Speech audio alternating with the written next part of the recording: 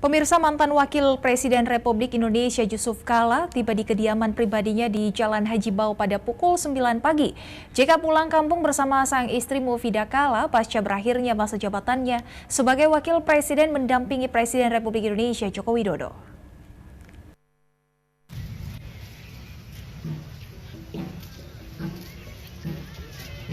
Kedatangan mantan Wakil Presiden Republik Indonesia Yusuf Kala ini disambut meriah oleh ratusan warga Makassar yang sejak pagi sudah menanti kedatangannya. Warga beserta seluruh camat dan lurah sekota Makassar juga hadir menyambut kedatangan JK.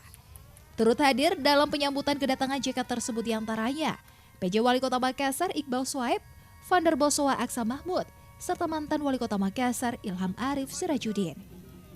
Pengamanan di sekitar kediaman JK sudah tidak lagi sama saat dirinya menjabat sebagai Wakil Presiden. Meski demikian, aparat keamanan dari kepolisian dan TNI tetap mengamankan lokasi penyambutan. Disinggung soal agendanya di Kota Makassar, JK mengaku akan fokus dalam bidang sosial seperti mengurus masjid. Diketahui JK sendiri merupakan pengurus dari Dewan Masjid Indonesia. Bakti sebagai warga negara apa yang Bapak? Urus agama, urus sosial, urus pendidikan, kan itu bakti perusahaan. Kami sendiri Pak? Ya, semuanya sosial.